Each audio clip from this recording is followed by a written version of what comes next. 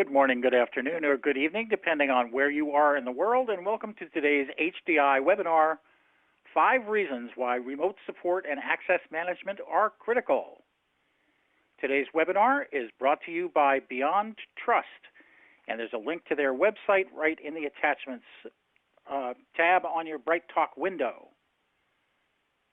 You can connect with HDI on Twitter, on Facebook, on LinkedIn, on our community site HDI Connect, and subscribe to our podcast on Apple Podcasts and SoundCloud. HDI, smarter service, better business. I'm Roy Atkinson, Group Principal Analyst at HDI, and we have just a few housekeeping announcements before we begin. If you're experiencing any technical problems, refresh your browser. It works wonders. You can participate in the Q&A session by asking questions at any time during the webcast, and they will be answered during the Q&A session toward the end of the webcast. You can download the slides from today's presentation by opening the Attachments tab on your BrightTalk screen, and be sure to check out the links you'll find there as well.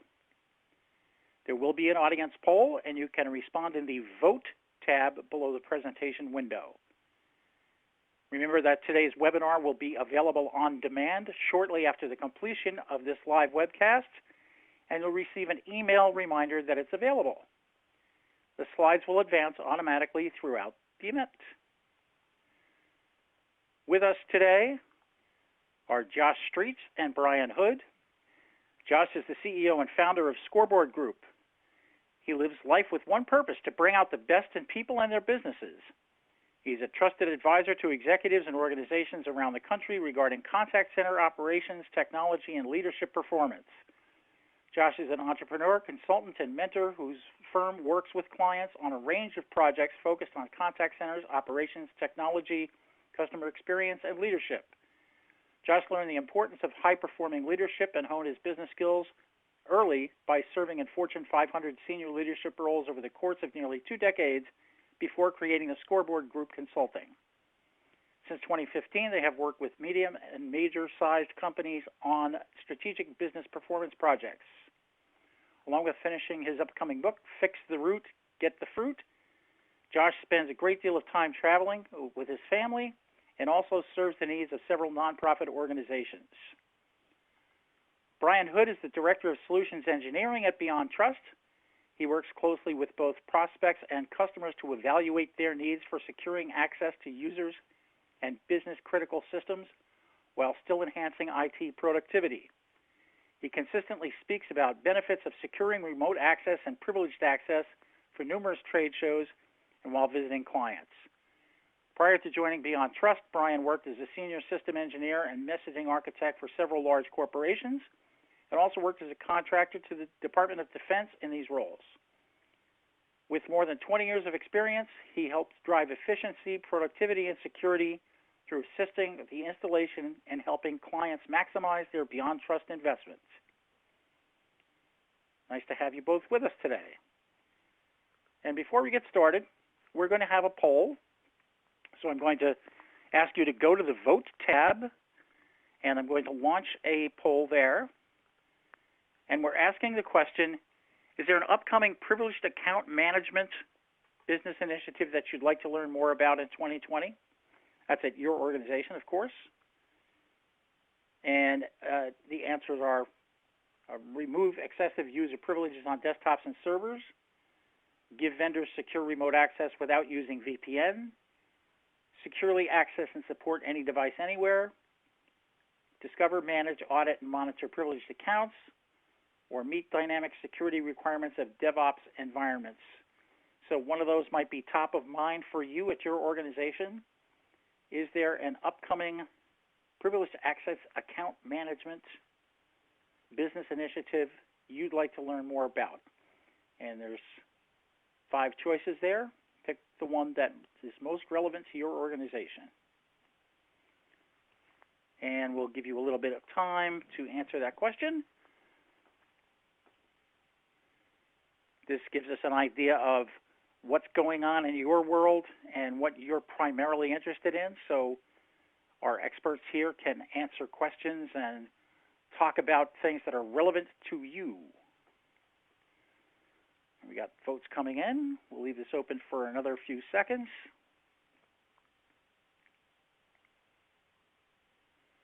That's in the Vote tab on your Bright Talk window, in case you're having any trouble locating it. What's going on in your world?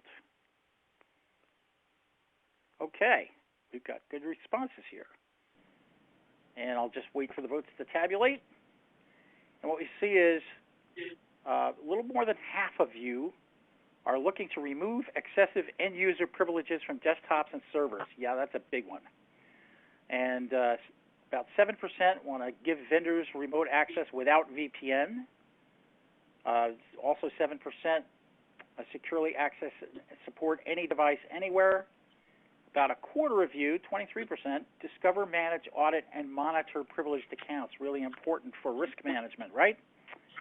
And then meet dynamic security requirements in DevOps environments, about 7%. So the most of you, the majority of you, 53%, said remove excessive end-user privilege on desktops and servers would be top of mind for you. And with that, I hand it over to you, Josh. Thanks, Roy. Great introduction. I appreciate that. And as you said, good morning, afternoon, evening to our audience, wherever you may be.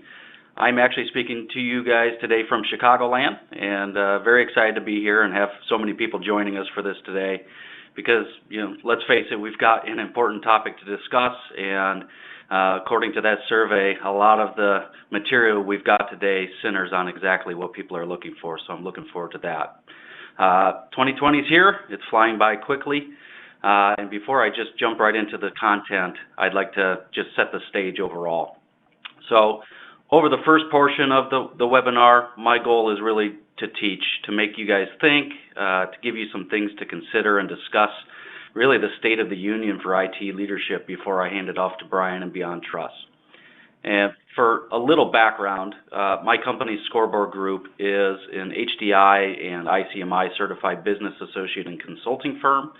So we've been working as and with IT leaders for 20 plus years on a variety of consulting engagements and projects.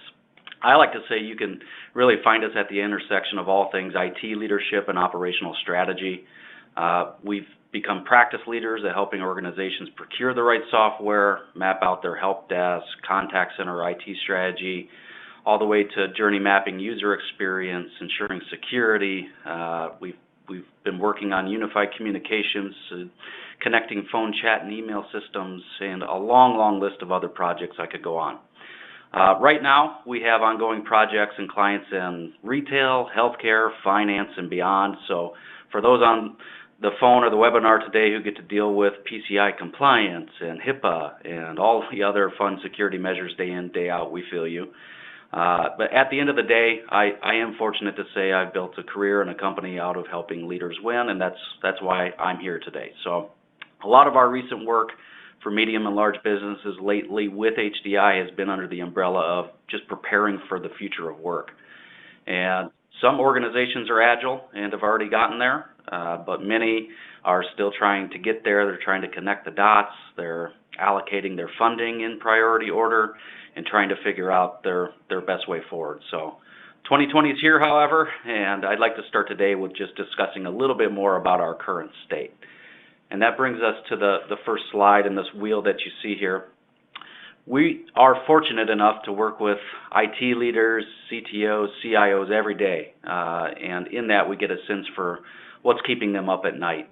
And I mentioned that we've been doing this for decades, and I can honestly say that the last few years have been very, very different for IT leadership. And so there's an old joke that the CIO was actually the CINO at many organizations, and no as in we can't do that, just to protect the constant management of the network, the risks, the threats, and I always chuckled at that. Just the one responsibility to reduce the noise and keep everybody safe. But we know that's very untrue, of course, and we're seeing a lot of companies shift that CIO role to what we would call a Chief Innovation Officer. And many of you on the phone might be doing this work already, or have had to make this shift possibly even without the title. And that goes for managers, IT directors as well. So I'll use this model to explain what I mean by that. Along with security now and what we would call standard IT tasks, there's a large uptick in just enabling the business to shift. So a lot more work going on than traditional IT tasks. So IT leadership is really finding themselves smack in the middle of it all. And the first one is that employee experience. So if you've had to move to single sign-on, if you've had to refine your ticketing processes, if you've even had to open firewalls for large employee surveys on culture, you know what I'm talking about. So organizations, as you guys know, are competing to hire right now, and they're doing anything they can to retain their existing staff, which brings in IT right into the middle of that conversation. Second is the customer experience, and just offering that same level of support or service across all channels, making it a great experience. If you've had to, say in the IT field, connect databases and tables of data to measure all the different channels, or possibly update your IVR to include post-transaction surveys, or even procure new software for business intelligence. There's so many different things that IT is involved with in protecting or building the customer experience now. And what we're finding is CX is not a differentiator anymore. It's essentially table stakes. You have to be doing it to compete. Moving on to the third is really just business development, and you would think that's a sales leader's responsibility, right? Bringing in revenue. Wrong. IT has found itself smack dab in the middle of enabling this as well. So CRMs, possibly helping to build funnels, so many other different projects to help drive revenue or become more efficient in driving revenue. And then finally, to really round out the wheel of performance results, what many of you were actually hired for, technology and operations. And the two of them likely bleeding together into one semi-siloed organization at many companies in today's day and age. And if you've had to, say, develop policy or procedure for work from home or contracted employees, if you've had to get software that impacts the front line, or so many other arising needs, you know what I'm talking about in the work that's taking place here. So it's almost as if you've got 4 different or separate jobs going on. So what I'm trying to get at is that the IT organization's responsibility in all of this is the single greatest factor enabling an organization to succeed today. You should all ask for a raise if you have not already, because it's not as simple as anymore. You know, just managing hardware, deploying software, and preventing breaches.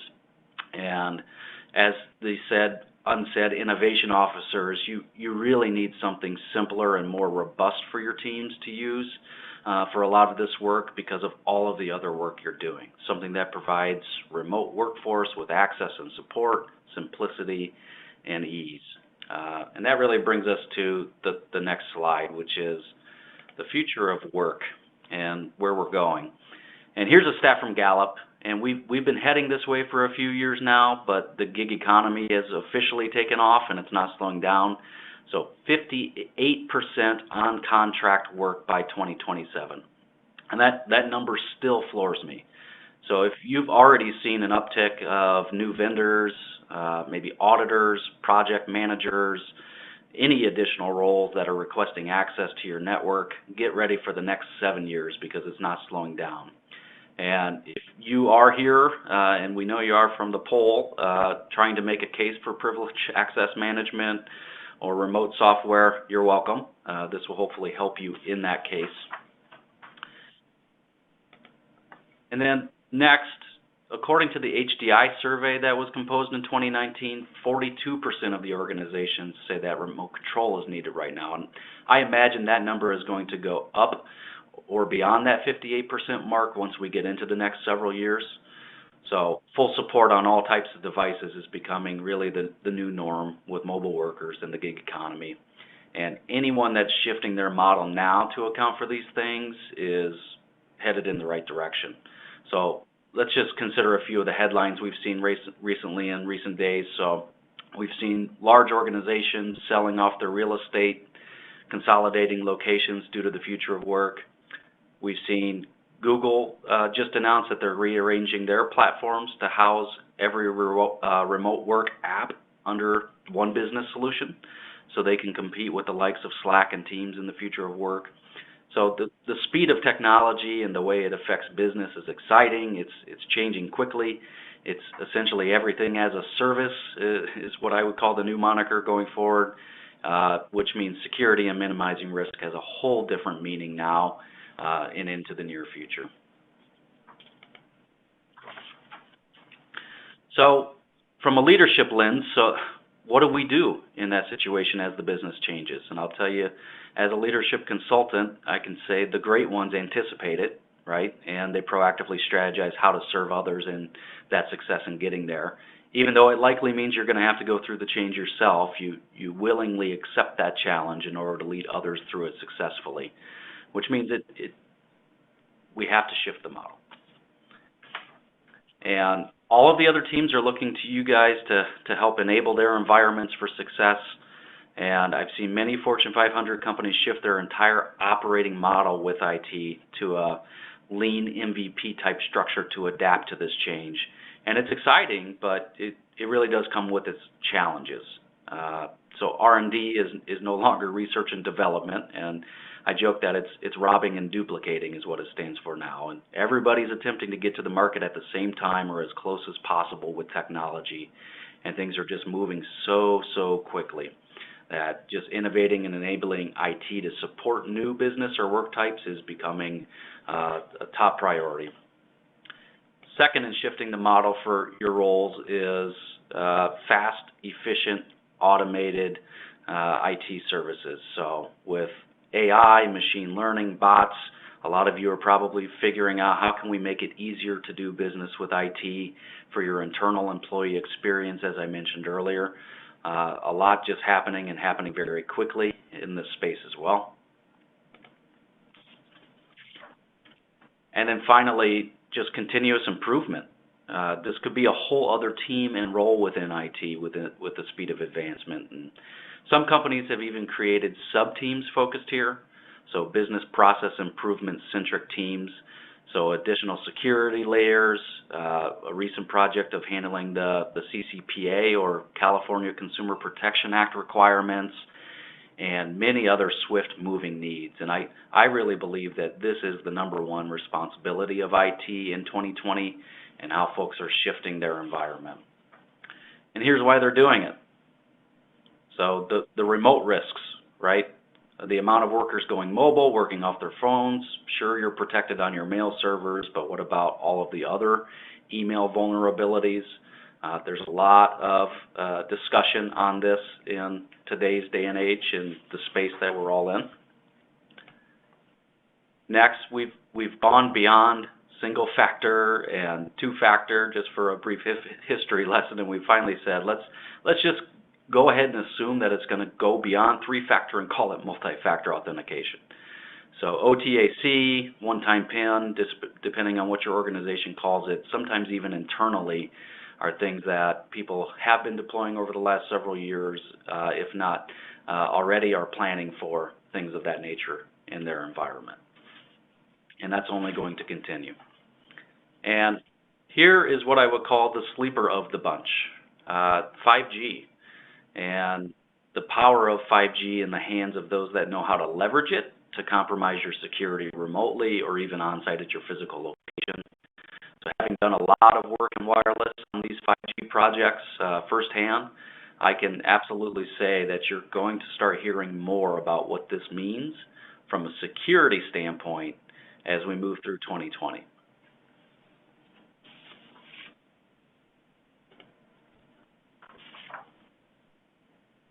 So why are these things so important? Really covered a lot of these things in the earlier slides, but I'm going to put them up on the screen here so you can jot these down to help you overall and to elaborate while doing so. So first of all, providing mobile workforce with access and support, critical. The future of work, it's changing and it's changing quickly. In order to go from CI no,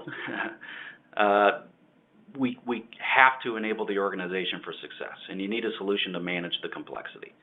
And as leaders, to be proactive in our foresight of what's coming and how to address it, 58% of folks will have done some sort of remote contract work in the next 7 years, and much of that being IT specific. So minimizing that risk from the unnecessary privileged accounts is why you're here, what you're here to learn about.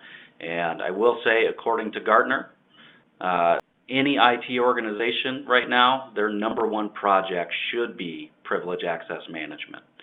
And while HDI is what I would call an unbiased third party in helping with training, consulting, strategy, conferences, information for our audience, they and I have a very, what I would call, high standard of excellence when it comes to partnerships overall.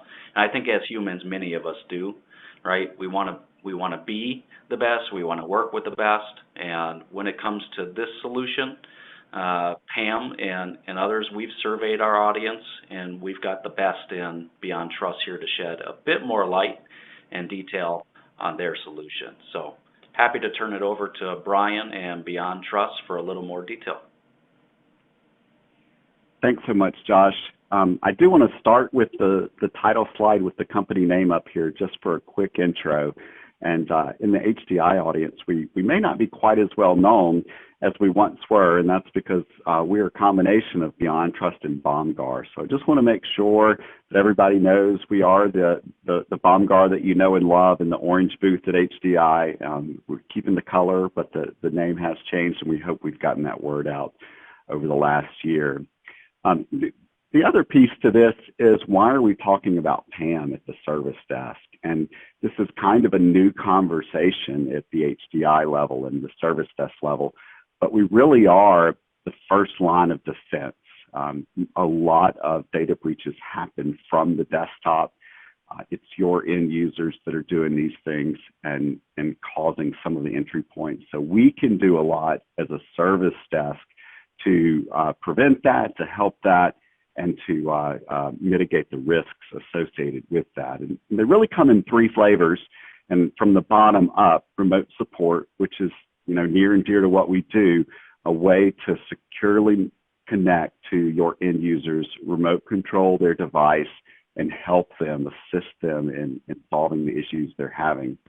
And then endpoint management is about what can a user do on their workstation and what do you need to do as part of a service desk ticket or incident. What do you need to be able to fix? What credentials do you need to be able to do that? And a lot of that will fall into, right now, privileged passwords, although during this I'll show you another way that we can handle that. But the privileged passwords that we use really exist on two fronts. One, we may have an alternate account that gives us admin rights on all our workstations, or we may be using a local admin that's specific to that workstation. So PAM being very important, and if you're not, haven't really been part of those conversations, really insert yourself into those conversations. And so the Beyond Trust solution as a whole encompasses these three areas. So passwords, endpoints, and access. And I am going to cover the access first, but we have the holistic solution that provides a platform for doing all of these things.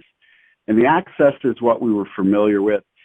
When it comes to data breaches, it has been, and for the last several years continues to be, the number one attack vector. So the need to find a way to get into your organization, or once there by some other means to move laterally within the organization. So the flavors of remote control have been twofold. One, either the internet-based tools, much like conferencing tools, or the point-to-point tools where I can find the host on your network and attempt to move laterally. So those tools are very important in the defense of your network. And so with that, there's two pieces to it, and we can kind of go through these when we talk about credentials as well.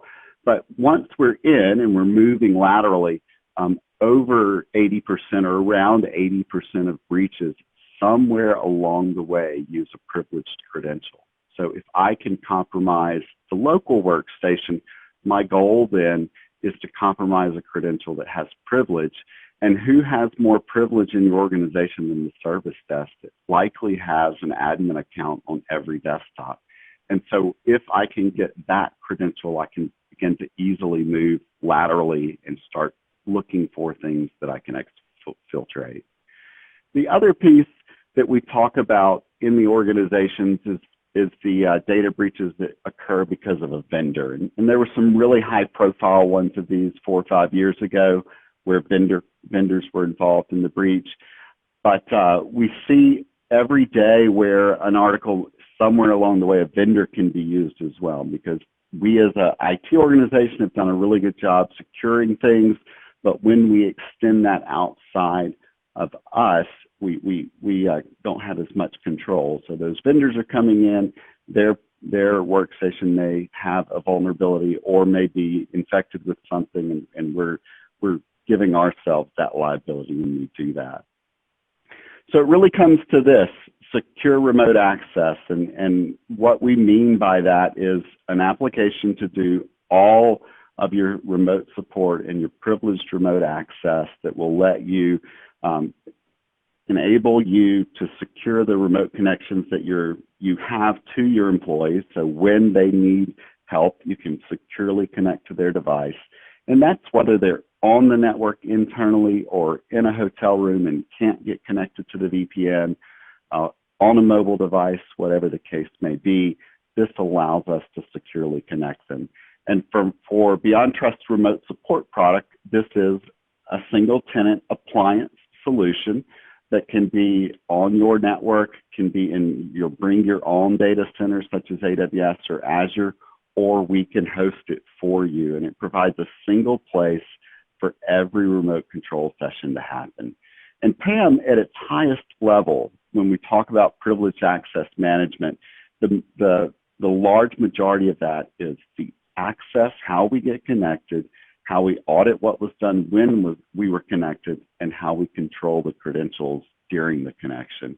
And so we can accomplish all three of those. So we'll securely connect through the appliance, doing a meet-me type connection. We can secure the credentials in a vault, either within the application or by using some of the other BeyondTrust products, so that we can retrieve a credential and inject it into a workstation without ever revealing what the password was. And during that session, we are recording what was done, who did it, and that helps us in achieving compliance as we move forward with some of those other compliance needs that we have. And then just hitting on the last 2 points, secure by design, we shifted from what was just a remote support company to a privileged access management company on the premise that this type of access was always privileged and always important. And we've been secure from the start. So everything we do revolves around security, and we're really proud of that fact. And then finally, secure vendor access. We do have two different ways to do this, and I'll go through that in the next slide. But the other way that we can provide access into the network securely is through this meet-me type connection, using an appliance in our privileged remote access solution to let vendors in securely without a VPN, without IP connectivity into your network. And so these do exist really in two products, the remote support being the traditional service desk product for helping your employees, and then the privileged remote access, if you're not familiar with that product from us, it adds the ability to provide workflow around any connections. It adds the ability to do some whitelisting and blacklisting, and it adds some connectivity methods such as web jump, which would take me directly to a website and inject credentials, or protocol tunnel, which can be a VPN-less connection that will still allow me to use my own tools as a vendor. So that really encompasses the access piece. And then the other piece that becomes important with the service desk is integration with the other tools that you have. And so on two different levels, one, just the security of getting into the tool, we're going to integrate with all your security providers. And then on the end of ITSM and how we operate as a service desk, we all use an ITSM tool to track, to measure ourselves and all of those things.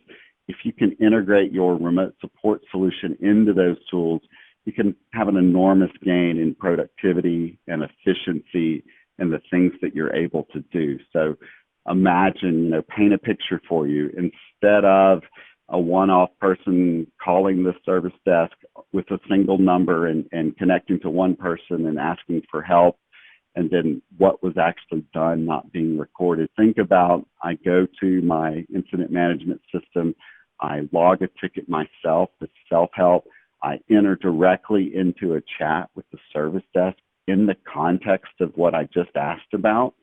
I can go directly into a screen sharing session. From there, I can solve the problem. And as a service desk technician, that data will be captured. A recording of the screen as we had that session can be captured, and all that can be written back into the ITSM management system. So from a holistic approach, it puts all the pieces together for the service desk. And then the other topic I wanted to cover today was really around endpoint. And this is new to some of you, but this is the ability to do many of the things that we do with credentials without credentials. Use a tool for it that provides that level of access. So when it comes to endpoints, I'm primarily talking about Windows and Mac with this particular presentation. We also have tools for Unix and Linux.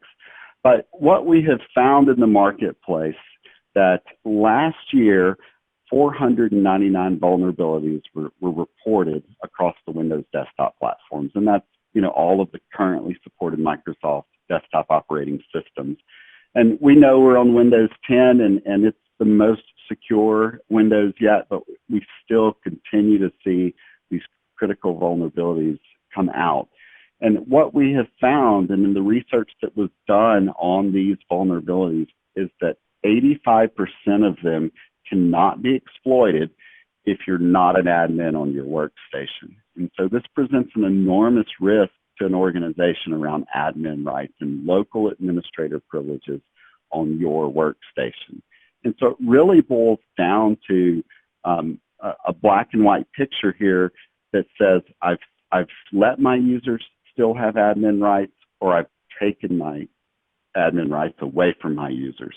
But I think we know it's not that simple. And if we were to ask you guys, which camp are you in, I suspect 80+% of you have removed admin rights, and you may have done that a long time ago. And then on the left-hand side, the admin rights still granted, those 20% are hiding under their desk right now because they just haven't been able to do that. There's legacy applications. There's users that need those rights. So certainly for the admin rights still granted, a quick, easy win to implement a tool like this and take those away. But on the right-hand side, I'd like to address the quick yes. Yes, we've taken away admin rights. Well, have you given them back over time? What kind of privilege creep have you had? Have you had to give additional counts to end users that give them administrative rights on their workstations? And then maybe more important to the service desk is that we decided to do this a long time ago when there wasn't a tool to help us with it. And as a result, simple things that a user should be able to do are generating incidents into the service desk. So I take my laptop home, I can't install a local printer, I have to call the service desk when we're fine with them doing that. Maybe it's small applications where I know they need that, but they have to call because a UAC prompt comes up. So it falls into both camps, the need for this tool. One is accomplishing a security goal. The other, we can reduce the incidents of the service desk. We can stop privilege creep, and we can make the end user much happier and give them a much better experience. Because as Josh mentioned, the importance around customer satisfaction is so real for all of us in how we're servicing our customers. So what does this look like? It's a balancing act. I either don't do much to them and they have everything, they can do whatever they want, and as we mentioned, all of those vulnerabilities are susceptible when I have admin rights. Or I take them to the other side, I take that away without any other tool in place, and what happens is we increase all those calls, we just diminish the user experience to a point where it's no longer helpful. So what our endpoint privilege management tool does is it installs with the privileges of an administrator, but can decide based on your policy what things should be allowed to run as an administrator. So I can have a simple methodology. We have quick start templates that get you up and going quickly, where I say these users are skilled and can make some of these decisions, or these users aren't. And then based on signing certificate, based on what the application is, based on where it exists on the hard drive, will I allow that to run? And will I insert an administrative token for it to do its task? And that's how these tools work. And then maybe what's even worse is we don't have this tool in place and we've taken away admin rights, but yet they can still install things like Google Chrome, things like uTorrent, these tools that we absolutely don't want them to have. A UAC prompt pops up, but as soon as we hit no, it installs anyway, and it's installing in the user's app data folders, and it's giving them the ability to do those things when we really don't. This same tool can prevent those use cases and can prevent things within the Office suite from launching other processes. So with a single tool, we can accomplish these things. We get to elevate applications. So individual apps based on decision criteria, and rather than running this in an audit mode for months, we have quick start templates that'll quickly get you there. We get to track what's done. We know what our end users are doing, and then we get to integrate with endpoint security so that we can prevent some of these things that are going on within our organization from happening. So kind of rounding out that conversation, and we didn't really go over passwords today, but passwords are critical to this. So whether you're needing to manage the local admin passwords on your workstation so they're unique to each workstation and are rotated on a regular basis, or you're using .admin accounts within the service desk, we can provide a way for you to securely use those when appropriate, when you have to have them. But with that middle column, how about a tool that does much of that for us, both for the end user and the technician? So when our endpoint privilege management tool is being used, rather than needing to enter credentials, we can do some one-time codes that will allow the technician to elevate that single application without credentials. And then finally, the access piece, the ability to support those users, the ever-expanding remote workforce that's out there. How are we going to continue to support those users and make that a good experience for them? So all of those pieces in a solution that allow us to do these things. We have over 16, 17,000 customers. We are a market leader in the PAM space. One of the things we're most proud of is the leading edge of the leadership role in that PAM space, the technology leader in that space for doing new things and helping you as a company support your users and secure your environment. So that's what I had today. I do want to mention that in the attachments, we have a how to evaluate the remote support products and a buyer's guide for remote support that's available to you and that you can download. And we would love for you to do that. And if you would like to learn more about any of these products, we would love to talk with you, show you a demo, all of those things as well. And that's it, certainly at our website at beyondtrust.com.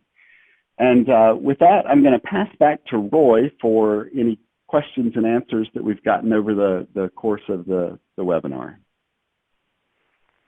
Great. Thanks so much, Brian. Thank you very much for your presentations, gents. And we have quite a few questions for you today, so let's get started. We don't have the resources to build out requirements for a software purchase like this. Does HDI do this? Josh, you want to take that one?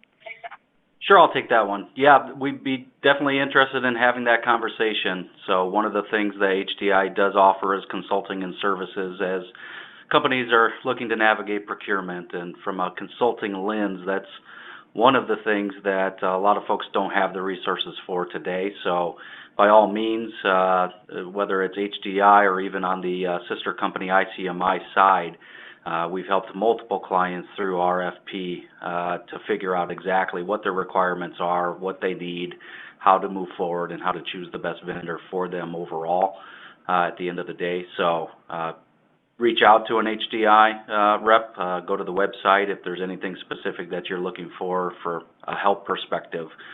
Let's have that conversation. Thank you. Why is it important to give vendors or auditors access to your organization's resources without using VPN? I know that was one of the things that was mentioned, without using VPN. And why is that a factor? I'll take that one real quick. And what we see when vendors are using VPN is we typically give them too much access. So VPNs are configured at a network layer. They're complex. It gives me access to a destination on a TCP port, and I may not be monitoring for that when it's decommissioned or when it's changed.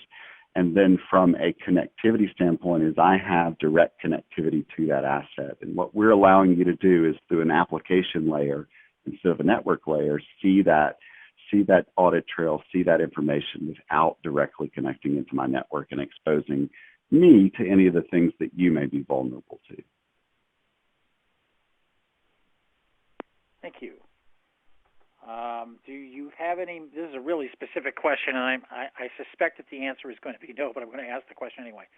Do you have any metrics about average handle time reduction after remote support implementation at iOS and Android?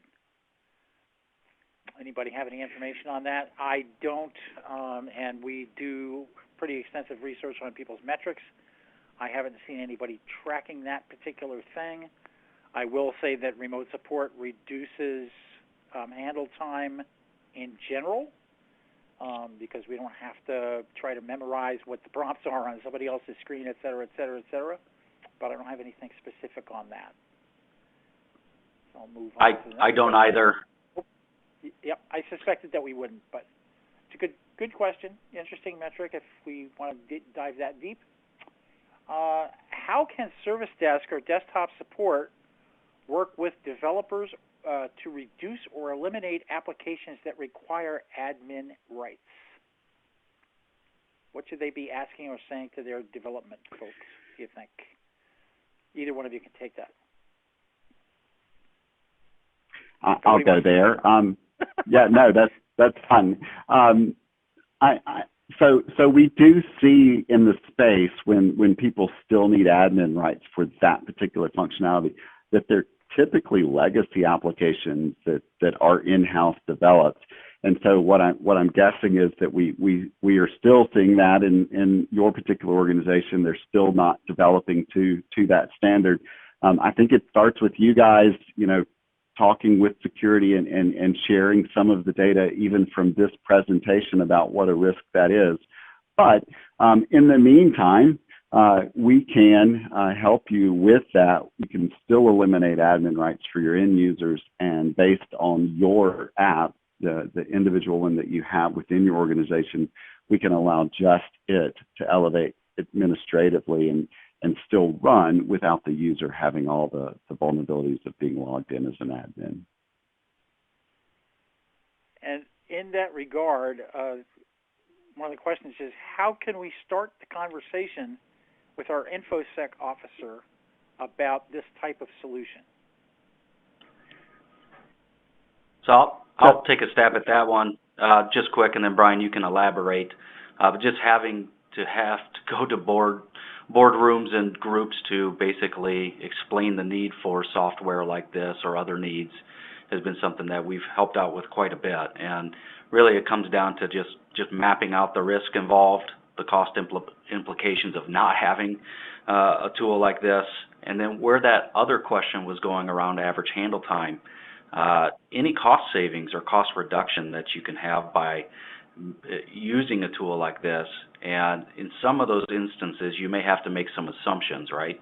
So if we can pilot this or test this to reduce X number of seconds, we get a return on investment in this quick of turnaround. So the return on investment's obviously there, and talking to your InfoSec officer about the opportunity risk or cost of not having it is probably where I would start that conversation overall.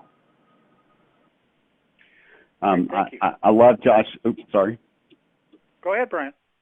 Okay. I love Josh's take on that. There's a piece to this where this makes sense even outside of the security context, just based on efficiency within in your organization. So if you started at even that conversation as a service desk, and then elevate it to InfoSec, and then they get to see it. As Josh mentioned, there's organizations to help with that. We would love the opportunity to help with that as well. In your particular situation, and take that to them. And there's a wealth of data out there to help. Thank you.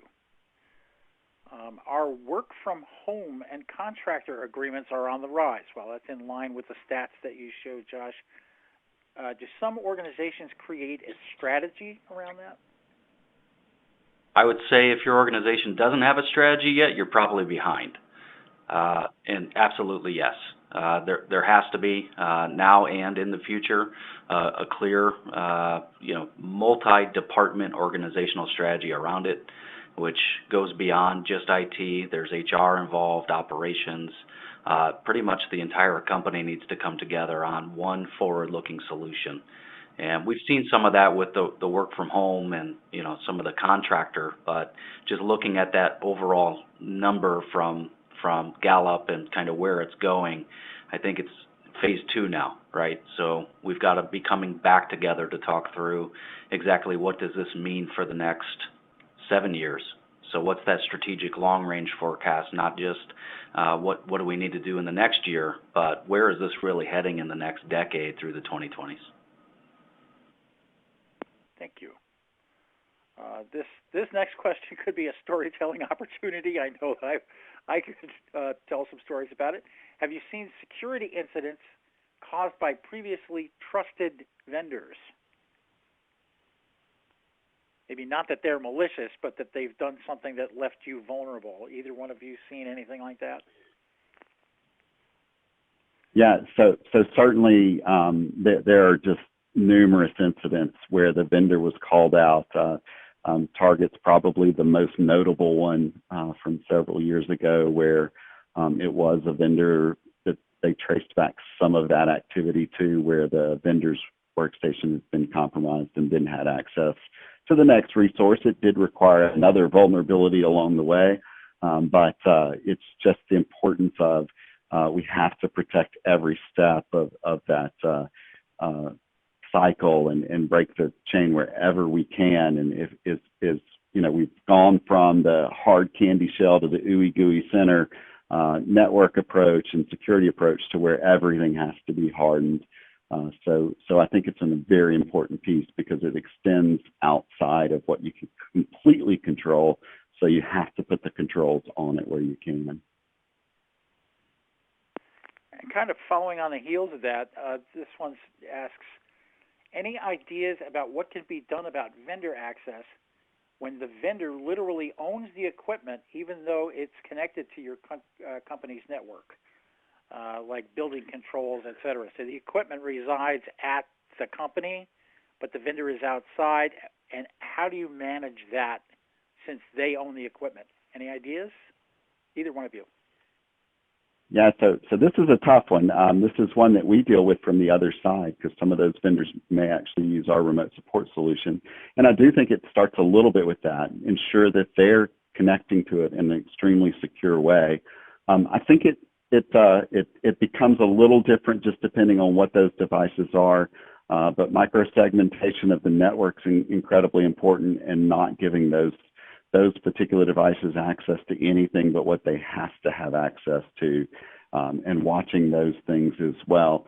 So there's the low-hanging fruit of additional access controls, but then auditing outside of you to that vendor to understand what they're using to connect to that device and what their overall security posture is.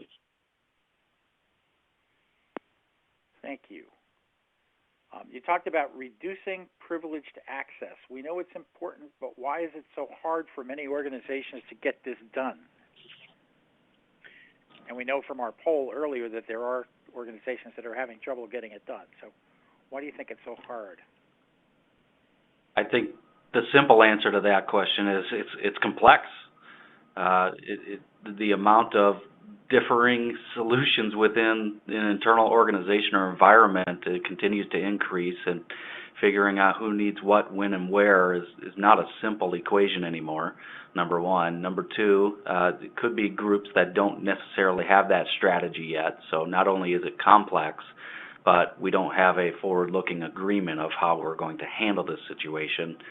And then just the time and the resources to put something like that in place is not a simple feat by any means, but one that you've got to have a pretty clear agreement from the organization to move forward. So it's not as simple as it seems on paper once you get into it.